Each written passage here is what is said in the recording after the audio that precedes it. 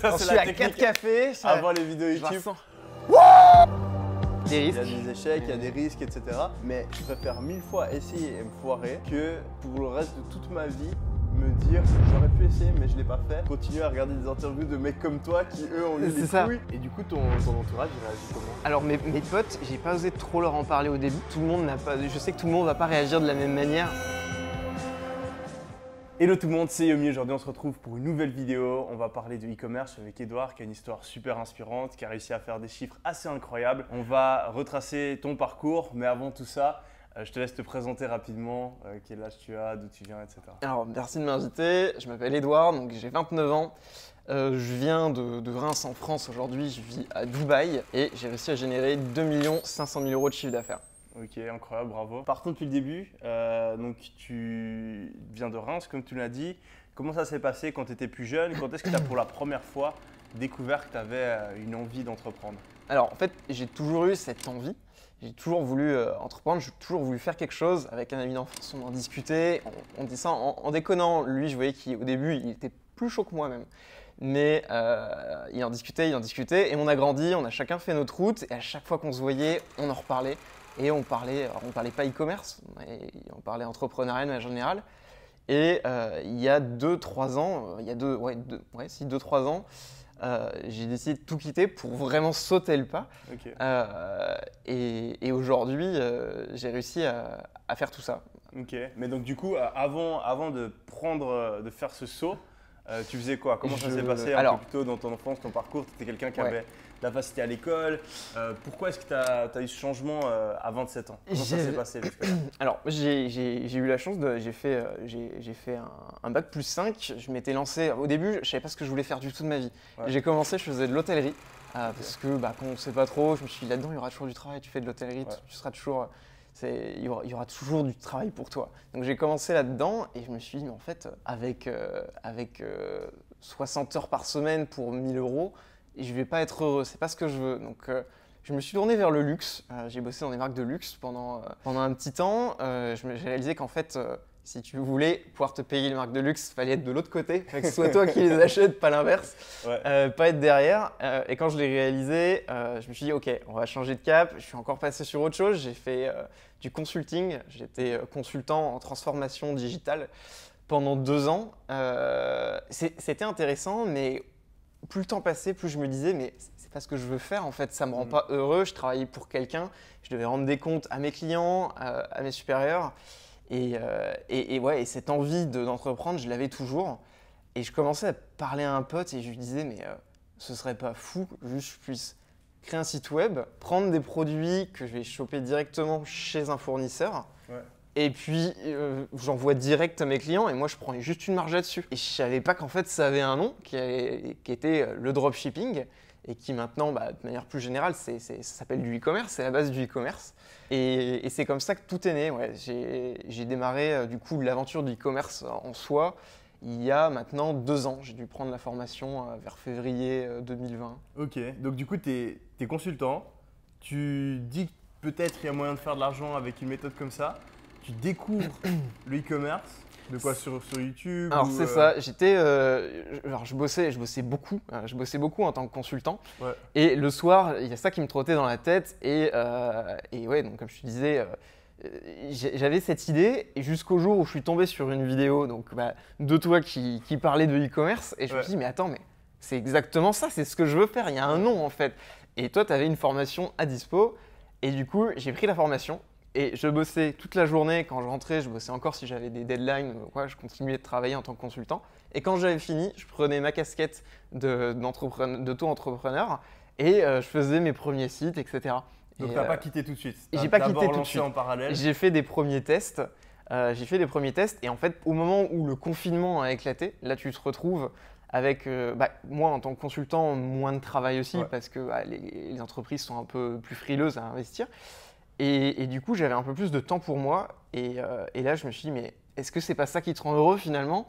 J'ai décidé de tout plaquer. J'ai tout plaqué. J'ai lâché mon appartement. Je ne pouvais plus le payer de toute façon parce que je n'avais pas le même salaire. Donc, j'ai quitté la région parisienne pour laquelle je bossais depuis 2 ans.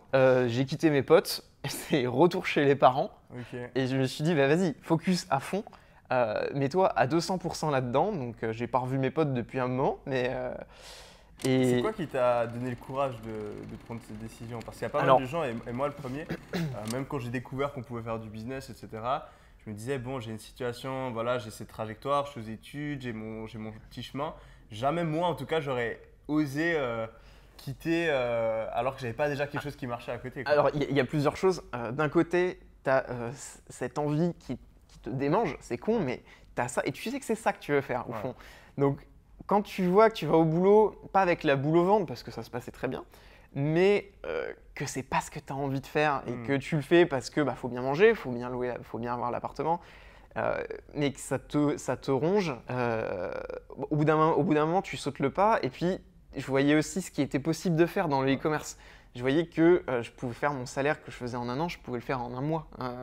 Et je voyais les gens qui arrivaient. Alors évidemment, on ne le fait pas du jour au lendemain, c'est croissant, c'est par étapes. Mais je savais que je pouvais y arriver.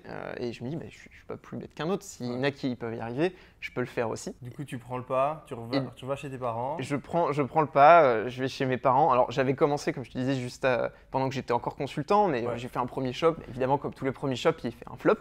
Mais t'en fais un deuxième, un troisième, un cinquième. Et je commençais tout doucement à atteindre des paliers. 500 € de chiffre d'affaires, c'est fait. Les 1000 € c'est fait. Et déjà, quand tu fais 1000 €, tu te dis, bon, ok, je fais 20% de marge, ça veut dire que j'ai gagné 200 €. C'est ce qu'il me faudrait en une semaine. Je gagnerais, voire plus d'une semaine, il me faudrait pour gagner ça. Là, tu commences à réfléchir. Et donc, en effet, j'ai décidé de tout plaquer pendant le confinement parce que tu te retrouves dans un truc où tu dis, mais en fait, je peux gagner bien plus en faisant ça. Tu avais quand même des résultats qui te montraient. J'avais eu mes premiers résultats, mais pas de quoi vivre encore. Okay. Voilà. Et qu'est-ce que ça a été parce qu'une des étapes très importantes, c'est réussir justement à faire ces premiers résultats. Qu'est-ce qui a été un petit peu les déclics qui t'ont réussi de passer d'un shop qui, comme tu l'as dit, était un flop à un shop qui commence à générer des bénéfices assez intéressants? Alors, en fait, je pense que, alors je n'aurais pas dit ça avant, mais avec du recul, je me dis, en fait, on apprend de ses erreurs. Le fait que ton premier site, il rate, tu commences à te dire, ok, pourquoi il a raté? Qu'est-ce qui ne va pas là-dedans? Ok, c'est mon produit, en fait, il est nul. Ça n'a pas, c'est pas possible, je ne peux pas en faire une marque derrière. C'est gadget, il n'y a pas d'effet waouh. Mais en fait, plus le temps passe, plus tu affines ton œil sur pourquoi ton produit ou ton site ou tes publicités, parce qu'il y a plein de facteurs différents, quelque chose qui peut bugger dans l'algorithme, dans toutes les étapes. Et au fur et à mesure, tu les corriges. Et tu vois, en corrigeant ça, ah bah oui, tout de suite, ça va mieux. Là, c'est le produit, là, c'est pas le produit, là, c'est la pub, là, c'est le marketing. Il y a toujours quelque chose. Et au fur et à mesure, tu affines ton regard finalement d'e-commerçant, si je peux dire ça. Et tu finis par arriver à trouver un jour, moi, ça m'est arrivé en octobre, le produit qui change ta vie. Ok. Donc tu as eu cette période d'expérimentation. Tu te lances, tu reviens chez tes parents, tu expérimentes. Et après, le prochain gros déclic, c'est justement la découverte d'un produit qui va te permettre d'avoir des résultats plus élevés. Exactement. Je me rappelle avoir fait, juste avant, j'avais fait des sortes de vernis à ongles. Tout peut se vendre. Je demandais à ma copine d'avoir un regard féminin, pourquoi ça marcherait ou pas.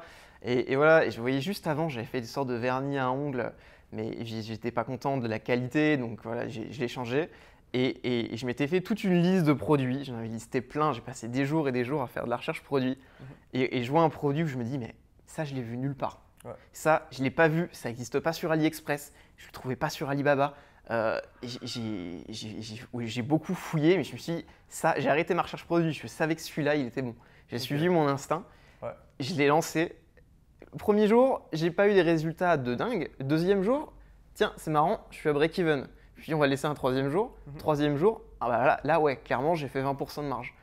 Et j'ai commencé à continuer de monter en gamme comme ça. Et j'ai réussi à atteindre le maximum que j'ai fait sur un shop. J'avais réussi en décembre, j'ai trouvé ce produit en octobre. En décembre, j'avais atteint 18 000 en un jour. Wow. Et à l'époque, tu utilises les publicités Facebook, j'imagine? Et tout était full Facebook Ads. Tout était full ça. Ok. Et tu penses, au-delà du… Enfin, commençons par le produit. Donc, tu en as parlé. Un des trucs que tu as mentionné, c'est que tu avais fait une longue liste, que c'était un produit que tu n'avais pas vu auparavant, qui était difficile à sourcer. Quel autre critère, en fait, selon toi, ont poussé ce produit à mieux fonctionner que les autres? Alors, tu as l'effet waouh. Tu peux avoir un côté putaclic, si je puis dire. Donc dès qu'on voit le produit, ça intrigue. Ça intrigue, ça capte le regard. Et c'est bête, mais ça c'est quelque chose que j'ai remarqué. Il faut un produit que tu peux brander. Un gadget, tu peux rien en faire. Tu feras jamais avec un pistolet à bière. Tu feras jamais une marque. Alors que, à l'inverse, tu regardes un produit où tu dis il y a tout un univers autour, je peux faire ça, je peux faire ça, je peux le montrer, j'ai 5 angles marketing différents. Tout de suite, si tu arrives à te projeter et à te dire d'accord, ça je peux le vendre dans tant de marchés, à tel prix, et je peux faire des produits dérivés autour de ce même produit, là tu deviens quelque chose. Non, clairement, et c'est une évolution qui a eu au fur et à mesure des années. En 2022, tu peux pas te permettre de dire je fais ce petit produit tendance comme ça, vite fait. Le cube de clim. Boutique, ça marche plus. Il faut, comme tu l'as dit, avoir une vision un petit peu plus long terme. Comment est-ce que tu peux développer les choses? Comment est-ce que tu peux apporter différents produits peut-être au même type de client? Ou bien comment est-ce que tu peux travailler un avatar et apporter de la valeur sur le long terme? Ok, donc tu as ce produit qui a toutes ces qualités-là. Et au-delà du produit, quelles ont été les clés en fait de la réussite de ce site par rapport peut-être à la création du site, aux publicités? Où est-ce que tu as innové? Quel genre de choses tu as pu mettre en place pour arriver à ce genre de résultat? Dès en octobre, dès que j'ai vu que le produit prenait, je me suis dit ok, qu'est-ce que je peux faire donc, pour vraiment pour décupler tout ça. Alors, tu as plusieurs facteurs. Déjà, tu as les nouveaux marchés. J'ai attaqué l'Angleterre, j'ai attaqué les États-Unis, j'ai attaqué l'Allemagne, donc France, Belgique, Suisse, Monaco. Tout cela, j'ai réussi à travailler dessus. Et au-delà de ça, j'ai fait de nouvelles collections autour du même produit. J'ai fait des upsells sur le produit. Et c'est tout autant de marges, de bénéfices sur lesquels on peut travailler. Et comment tu t'es organisé pour faire tout ça? Parce que donc, entre octobre et décembre, il n'y a pas énormément de temps. Réussir à développer plusieurs marchés, mettre en place des upsells, tu étais tout seul à ce moment-là ou tu commences à créer une équipe? Alors, j'étais tout seul et actuellement, je travaille juste avec ma copine. On est deux, plus, je ne compte même pas le SAV. J'ai l'équipe de SAV qui est à mes côtés, j'ai le fournisseur, deux fournisseurs maintenant. Mais à l'époque, on était deux plus mon SAV à travailler. Et c'est tout. Par jour et on t'a fait, pour le monter, on devait faire un bon 50 heures. Une fois que ça roule, là, la vie change. Parce qu'une fois que ça roule tout seul. Tu as ton SAV qui le gère. Toi, tu as juste à parler avec ton fournisseur, voir si tout est bon. C'est aller 1-2 réunions par jour et c'est tout. Et ça change la vie. Donc, tu as réussi à créer une espèce de machine qui tourne. Qui tourne toute seule. C'est ça la grosse différence que tu as entre un taf classique où tu échanges ton temps et un business où en fait tu crées la machine. Donc au début, comme tu l'as dit, 50 heures par semaine, tu dois prendre plus de risques, tu dois mettre plus de taf, mais une fois que la machine elle est là… La machine elle tourne tout seul, tu taffes quand tu veux, t'as des comptes à rendre à personne et ça change la vie. Tu sais qu'il y a plein de personnes qui vont demander à chaque fois, j'imagine que tu n'as pas envie de parler de ton produit. Et si c'est le cas, pourquoi? Juste pour que les personnes comprennent, parce qu'à chaque fois dans les commentaires, alors je ne parlerai pas de mon produit, bien que je pourrais le donner. C'est simplement pour éviter que j'ai 50 personnes qui arrivent sur mon site, qui essaient de me piquer mes photos et je vais passer encore des jours avec mon avocat et à faire des DMCA dans tous les sens pour éviter qu'on me vole mon travail en fait, tout simplement. C'est une triste vérité aujourd'hui dans le e-commerce en fait, étant donné que c'est un des trucs beaux dans le e-commerce, c'est que tu peux lancer un site comme ça. Mais le problème, c'est qu'on peut aussi te copier comme ça. Exactement. Et malheureusement, à moins que tu aies vraiment une énorme… Et même si tu as au final une grosse identité de marque, etc., aujourd'hui, tu as des gens qui vont essayer d'usurper l'identité de ta marque, etc. Donc, personnellement, j'ai dû me protéger à ce niveau-là. C'est sans fin. Et que tu veux faire la même chose. Et pour autant, on s'est professionnalisé, on a déposé la marque, on a tout fait, on est en train de déposer même le brevet, le design. Mais voilà, on ne peut pas l'empêcher. Non, mais même moi, j'ai des amis qui ont des marques qui font des dizaines de millions à l'année et ils ont une team d'avocats à plein temps qui sont en train d'essayer de faire tomber les sites qui les copient, quoi. C'est dommage, mais bon, c'est la vie. C'est les problèmes qui viennent avec le succès. C'est ça. Du coup, bon, alors, donc ça veut dire que ta marque, depuis, tu en as développé d'autres ou tu as juste continué massivement à faire croître celle-ci? Alors, je continue de développer cette marque précisément. Alors, la principale, elle va être sur mon marché francophone et j'ai développé une autre marque, mais sur le même produit pour le marché anglophone. Ok. Juste pour une histoire de nom, j'ai envie que ça sonne plus anglophone. Mhm. Mais je travaille toujours sur ma même gamme maintenant de produits. Ok. Et je vais pouvoir faire, je fais des stocks, que ce soit en Angleterre, que ce soit en France, et je fais ma livraison 48 heures. Voilà, j'essaie vraiment de me développer et de professionnaliser à fond. Donc, tu commences quand en fait? Alors, j'ai commencé sur ce produit, j'ai commencé en octobre. Et ton parcours dans l'e-commerce, c'était quoi? Bon, il remonte à février 2020. Donc, Février ça fait 2020, 2 ans. tu commences. 2 ans. Ok. Octobre 2020, tu trouves ton produit. Décembre 2020, tu arrives à ce pic de 18 000 euros. Et j'arrive par jour sur un seul site, mais Ouais. j'étais sur le même jour. Au total, j'ai fait 30 000 euros Waouh. sur tous les sites confondus. J'avais Wow. 3 sites qui tournaient à ce moment-là. J'ai fait 30 000 et au 31 décembre, j'étais à 998 000 euros de chiffre d'affaires. J'étais dégoûté de ne pas atteindre mon million. Et du coup, tu as réussi à faire 1 million de chiffre d'affaires en un an depuis le moment où tu t'es lancé. Oui, exactement. Wow, Et bravo. entre le début du produit et le million, il s'est écoulé donc 3 mois. Waouh. Ah, tu as été rapide. Et ce qui est beau, c'est que c'était ton premier gros succès et que tu as réussi à le transformer en un succès sur le long terme. Aujourd'hui, dans le e-commerce, il y a pas mal de personnes qui arrivent à faire des résultats, mais voilà, ça tient pendant quelques semaines, quelques mois. Ils n'arrivent pas vraiment à se professionnaliser, à mettre les choses en place pour durer sur le long terme. Toi, quelles ont été les clés qui t'ont permis de vraiment avoir quelque chose de stable et de réussir à perdurer plusieurs années? Alors, je pense que pour que ça perdure, il y a plusieurs clés. Alors déjà, il faut être le plus professionnel possible. C'est bête, mais alors que ce soit d'un point de vue réseau social, tu vas être pénalisé si tu n'envoies pas dans les temps, si ton produit n'est pas qualitatif. Donc la base, c'est un produit ultra quali. Ensuite, c'est Comment tu définis un produit ultra quali? un produit ultra quali. En fait, ça se mesure. Moi, je mesure ça au client. Mm. Quand le client il t'envoie un mail en disant « Oh, j'adore votre produit, c'est super, je vais en recommander un », je dis « Ok, bah, ça plaît ». Et on peut même échanger, ça permet d'échanger avec le client et dire « Ok, bah, c'est super, qu'est-ce que vous aimez, qu'est-ce que vous aimeriez voir améliorer ?» Et ça permet d'avoir d'autres retours, de construire de nouvelles choses. Et quand on a un produit qui malheureusement n'est pas quali, on le voit, le SAV est débordé, il n'arrête pas. Alors qu'un produit quali, au contraire, je ne pensais pas que ça arriverait, mais on t'envoie des emails de remerciements. Ouais. C'est hallucinant et ça fait plaisir. Et ce serait quoi tes conseils du coup pour trouver un produit qui est vraiment qualitatif? Alors, pour trouver le produit, il y a plusieurs facteurs. Il y a déjà l'effet waouh. Il y a un produit que tu vas pouvoir imaginer dans un univers et le mettre au centre de cet univers où tu vas pouvoir créer autour. Et ça malheureusement, tu regardes une tasse, ça ne marche pas. Ouais. Il va falloir trouver autre chose. Ouais. Si tu as déjà ces deux éléments, c'est un premier point. Derrière, il ne faut pas qu'il y ait trop de monde. Il y a de la concurrence. S'il y a trop de concurrence, ce n'est pas la peine non plus.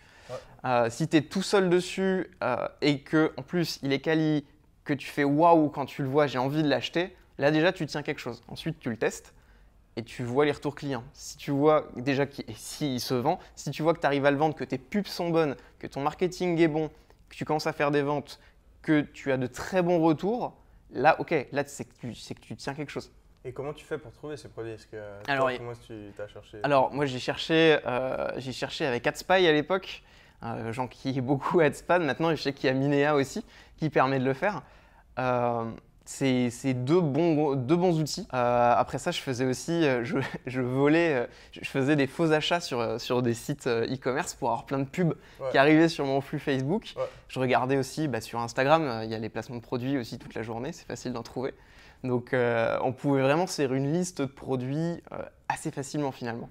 Et comment est-ce que tu as fait? Parce que tu me disais que tu n'arrivais pas à le trouver sur Alibaba ni AliExpress, le produit. Comment est-ce que tu as fait pour le sourcer? Alors, j'ai creusé, j'ai demandé, j'ai trouvé des fournisseurs. Alors, je ne vais pas donner mes sources, mais j'ai fini sur Alibaba par demander à des fournisseurs qui faisaient quelque chose qui ressemblait. Ouais. Je dis, est-ce que tu pourrais pas faire ça? Est-ce que oui ou non? Alors, je l'avais vu souvent, ils me disaient non, jusqu'à temps que j'en trouve un qui disait, ah mais oui, il n'y a pas de souci. Ah bah ouais, de toute façon, on travaille ce produit-là, on nous l'avait déjà demandé une fois, on n'avait pas pu le développer. Si toi tu me le proposes, ouais, c'est bien, ouais, ça me va. Et je dis, ok, bah, tu peux me faire telle couleur, en telle taille. Ok, bah, on se met d'accord sur les quantités. Et ensuite, on est parti, tout simplement. Et après, on améliore au fur et à mesure du temps. Et au niveau des publicités, quelles choses tu as mis en place pour avoir de meilleures publicités que les concurrents? Quelles choses tu penses t'ont permis d'avoir un plus grand succès Alors, au niveau de la pub, j'avais la chance de ne pas avoir le moindre concurrent sur toute l'Europe. Donc, j'avais un produit qui était neuf. Alors, par contre, c'est à double tranchant parce qu'il n'y avait pas de vidéo, il n'y avait pas de rush. Pour les publicités, c'est très compliqué.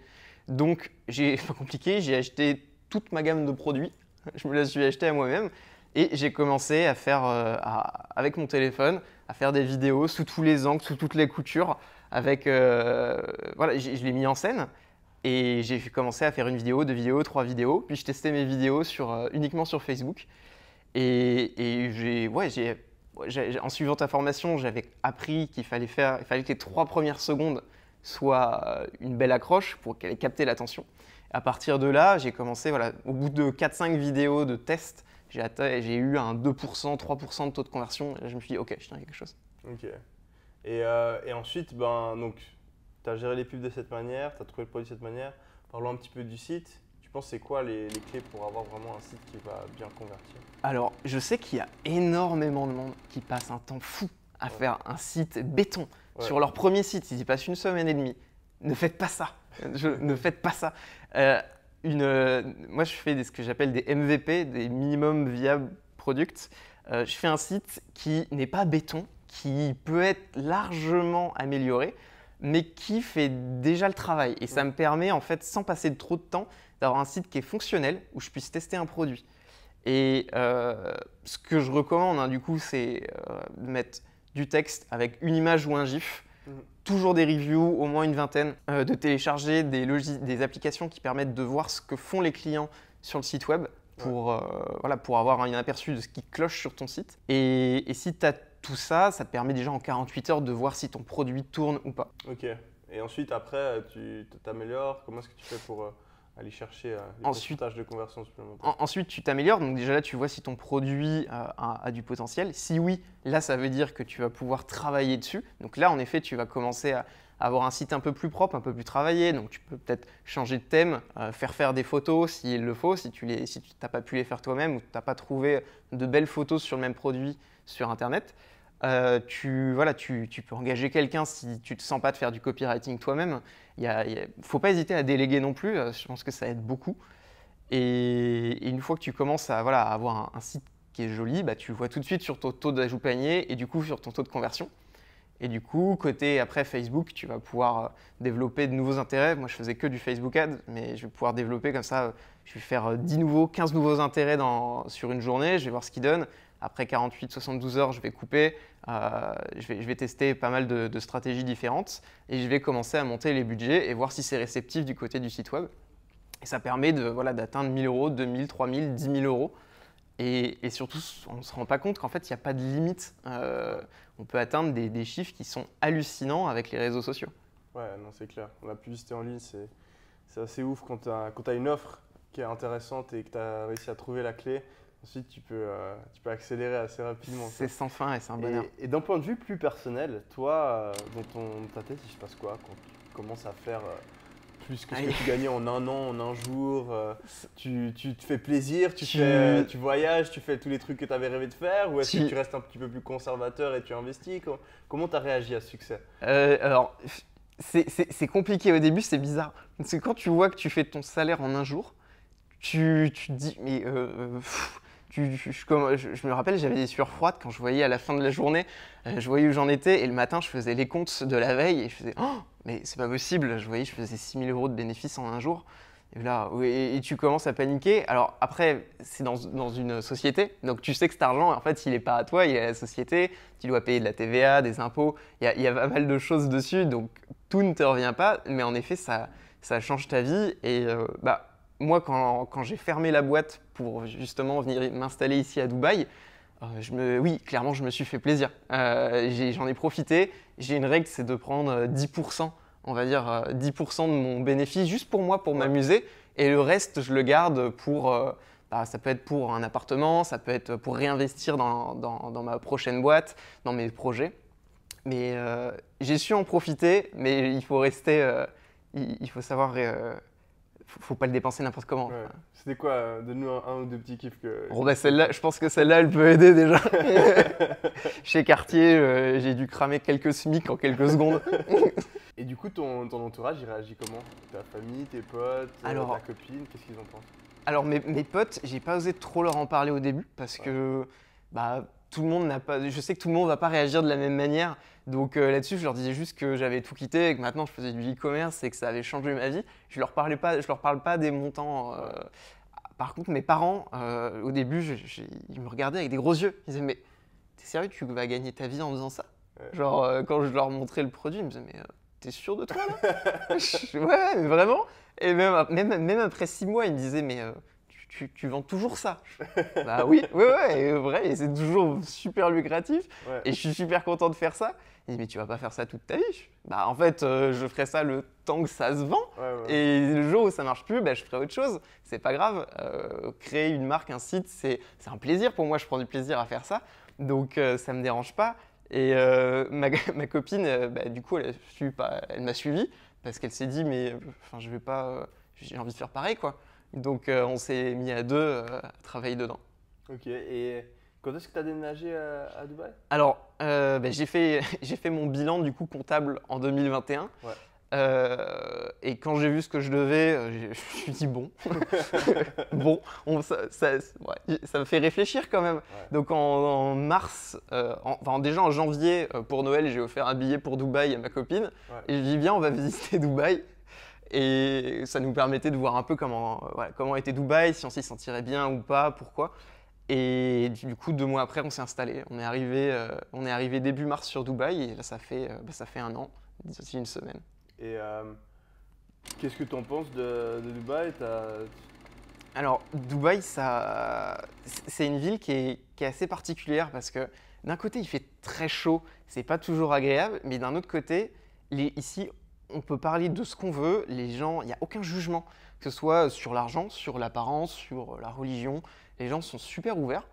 Et il y avait aussi un plus, c'est qu'il n'y avait pas de confinement ici alors qu'on était encore en France.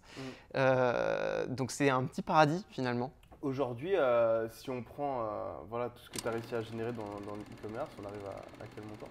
On arrive à 2 500 000 euros. Okay. Et ça va continuer à monter, il n'y a pas de raison. Je ne vais pas m'arrêter là. Et combien de marge sur ce résultat-là? Alors, jusqu'à 2021, j'étais à 25% de marge. Okay. Là, ça fond un peu. Il y a eu pas mal de problèmes chez Facebook, mais il y a toujours. Je rebondis tout simplement. Là, je m'attaque à l'influence. Si l'influence ne marche pas, je trouverai encore un autre canal. Il y a Google, il y a TikTok, il y a plein de manières d'attirer du trafic qualifié sur ton site. Donc, il n'y a pas de raison que ça s'arrête. Ok, donc voilà, en 2 ans, plusieurs centaines de milliers d'euros de bénéfices. Tu changes ta vie du tout au tout. Tu quittes ton taf. Tu viens habiter à Dubaï. Une énorme success story. Mais au-delà des conseils que tu as pu donner d'un point de vue technique dans le business, est-ce que tu as d'autres conseils d'un point de vue plus mental que tu aimerais donner aux personnes qui ont envie d'avoir un succès dans l'entrepreneuriat? Ouais, je pense que alors, au début, c'est pas forcément simple. Et en fait, ton module mindset, il a l'air…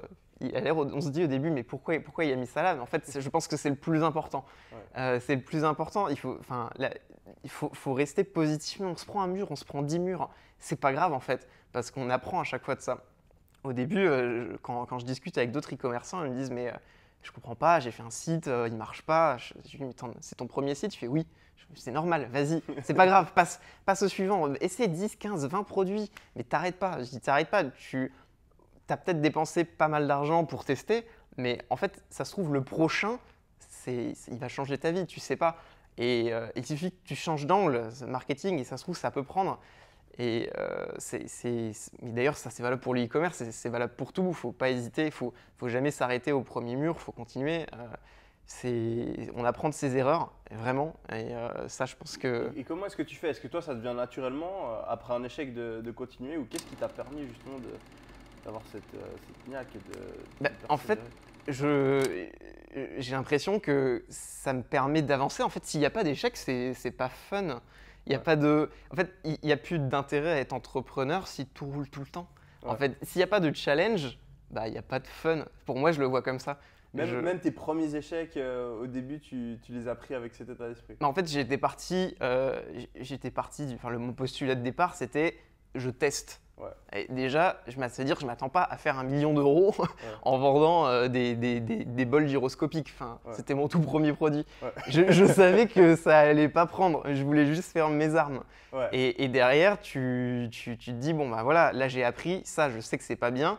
Maintenant, je peux l'éliminer. Et dans ta tête, déjà, tu fermes une case. Et à force de fermer des cases sur des possibilités d'erreurs, d'échecs, là, ça te trace une voie. Et c'est ça qui te permet d'avancer. Et au final, après 2 ans maintenant, j'ai de nouvelles problématiques que j'aurais jamais imaginées avant. Et je me dis, mais c'est grâce à ça que je vais évoluer. Si là, par exemple, Facebook Ads, je vois qu'il freine, je me dis, bah ok, c'est un tournant. Ça veut dire qu'il faut que je dirige mon business sur, que j'ai un nouvel angle, un nouveau marketing. Et au contraire, c'est super challengeant et c'est ça qui me donne envie de continuer. Si ça tournait tout le temps, ce serait presque chiant. Yes. Et comment est-ce que tu t'organises? Ça, c'est aussi un problème que je vois souvent chez les personnes qui se lancent. Parce que du jour au lendemain, au final, quand tu gères ton propre business, tu n'as plus de patron. Donc c'est à toi de te fixer les règles, c'est à toi de savoir quand tu travailles pas. Comment est-ce que tu as fait pour gérer ton emploi du temps et essayer d'avoir une bonne productivité? Alors, j'ai pas de règles prédéfinies pour ça. J'essaie de me lever jamais plus tard que 9h. Il faut grand maximum 9h30, je sois devant mon ordinateur. Et j'essaie de bosser à minima 4 heures par jour. Alors, vraiment, il y a des fois où si j'ai pas de mail de mon fournisseur, si tout roule vraiment, tant mieux, ça me fait un jour off. Ouais. Mais sinon, j'essaie quand même de passer à minima 4 heures. Je peux passer 10 heures s'il le faut. S'il y a quelque chose de lourd à faire, là, il n'y a pas longtemps, j'ai changé tout le design de mon site web. J'ai fini à 5 heures du matin, mais ça ne me posait pas de problème. Parce que je pars du principe et c'est quelque chose que j'avais appris déjà dans mon travail d'avant, c'est que du moment que the job is done, du moment que le taf est fait, c'est bon. Tu bosses quand tu veux. Si tu fais en 5 heures ce qui doit être fait en 10 heures, tant mieux pour toi. Ouais. Après, c'est du temps libre. Mais je me donne des objectifs, je me dis ça doit être fait avant telle date. Je fais ce qui doit être fait à temps. Après, le temps que j'y passe, ça, je le compte pas. Mais je peux bosser 12 heures par jour comme 2 heures. Ok. Si tu pouvais revenir en arrière et parler à Edouard qui se lance, juste avant qu'il se lance, qu'est-ce que tu lui dirais? Oh mon pauvre, t'as pas idée de ce qui t'attend. Il y a tellement de choses à venir. Mais oui, la seule chose que je lui dirais, c'est continue de rien lâcher parce que la preuve en est, tu t'en sors. Et je pense qu'il y a un moi futur qui aimerait bien me parler en disant vas-y, continue de t'accrocher parce qu'il y a encore beaucoup à faire, mais t'as même pas vu l'iceberg qui arrive, quoi. Ouais. Et c'est un challenge de tous les jours, mais je pense que c'est aussi ça d'entreprendre, tout simplement. Ouais, c'est clair. Et qu'est-ce que tu conseillerais à quelqu'un qui regarde cette vidéo et qui hésite, qui se dit ouais, j'ai peut-être envie de lancer une boutique, mais je sais pas trop. Qu'est-ce que tu lui conseillerais? De foncer. Moi, j'ai suivi mon instinct, vraiment, et je suis content de l'avoir suivi. Ouais. J'aurais pu me dire, mais non, mais reste avec tes 2000 euros par mois, ça te va très bien. Tu peux faire une vie comme ça, c'est ce que font tout le monde. Ouais, mais non, j'étais content d'avoir écouté la petite voix qui me parlait et qui me disait, mais vas-y, tente, tu vas le regretter si tu le fais pas. Et je me dis, c'est pas à 35, 40, 50 ans que je vais le faire. Si je veux prendre des risques, c'est tant que je suis jeune, tant que je peux encore me permettre des erreurs, j'ai pas d'enfants. Je me dis, après, quand tu as des enfants à charge, c'est pas pareil, tu vois. Tu prends moins de risques. Donc, Il y a tous les parents qui regardent la vidéo et qui se disent ah, c'est trop tard. Non, mais en tous les cas, non. Il faut prendre le risque. Prenez le risque. Mais voilà, c'est juste que quand tu n'as pas d'enfant, tu t'en fous, tu réfléchis pas. Et moi, j'avais fait un travail, je ne sais pas si vous avez ça en France, mais en Suisse, quand tu es au lycée, tu dois faire ce qu'on appelle un travail de maturité. C'est un espèce de long document, rapport que tu dois faire. Et moi, la question que je m'étais posée, c'était est-ce que l'entrepreneuriat est une possibilité pour les jeunes? Et en fait, je te jure, à l'époque, dans ma tête, pour lancer un business, il fallait avoir genre 40 ans ou 35, tu vois. Avoir plein d'argent de côté, de l'expérience, etc. Et en fait, tous les entrepreneurs à qui je parlais, c'était là, non, mais le meilleur moment pour te lancer, c'est que genre quand tu es en train d'étudier en parallèle, ou juste après, ou quand tu commences à taffer, justement parce que, comme tu l'as dit, tu as t'as une vie qui est moins. Enfin, c'est pas comme si tu avais une vie ultra stable avec plein de responsabilités. Tu as plus de flexibilité. Après, tu vois que tu as plein d'entrepreneurs, genre Jeff Bezos, il commence à la trentaine. Bien sûr. T'as des entrepreneurs qui commencent à la 50, soixantaine. Ah oui, non, mais il n'y Donc, a pas de loi d'âge, hein, absolue. mais c'est clair que moi, mon avis par rapport à ça, c'est que c'est le business. Tu n'es pas sûr de réussir. Ok, on va pas se mentir, ça se passe pas comme ça. Il y a des Il risques. y a des échecs, il y a des risques, etc. Mais je préfère 1000 fois essayer et me foirer que pour le reste de toute ma vie me dire j'aurais pu essayer mais je l'ai pas fait et continuer à regarder des interviews de mecs comme toi qui eux ont eu les couilles et me dire que potentiellement ça aurait pu être moi quoi. C'est ça. Non, je pense que oui, clairement, il vaut mieux se lancer parce que tu te dis, ok, si je ne le fais pas, toute ma vie, je vais dire, j'aurais dû le faire. Il fallait, tiens, je t'avais dit, j'aurais dû le faire. Et en fait, non, le fait est que tu n'as rien fait. Alors que si tu te lances, même si tu n'arrives pas à exploser, au moins tu as tenté l'expérience et tu n'auras pas de remords à l'avoir fait. Tu diras, voilà, j'ai voulu le faire. Même si ça n'a pas pris, j'ai fait ce dont j'ai fait ce que j'avais envie, ce qui trottait au fond de ma tête. Je le voulais et vraiment je l'aurais regretté de ne pas l'avoir fait. Yes, Et si tu te donnes à fond, ça va prendre, c'est certain. C'est clair, c'est clair. Est-ce que tu aurais quelques autres conseils pour les gens qui regardent cette vidéo aujourd'hui? Bah, lancez-vous déjà. La première chose, c'est lancez-vous et ne voyez pas tous les problèmes en amont. Ça ne sert à rien. Voyez les problèmes quand ils viennent. Sinon, vous n'en sortirez pas. Et si vous voyez un mur de problèmes, vous n'allez pas y aller. Foncez dedans et prenez ce qui vient, éloignez-le. Notre problème, vous l'éloignez. Mais prenez pas tout de front à l'avance. Ah, je te rejoins à 100%. C'est un des conseils que je donne le plus souvent.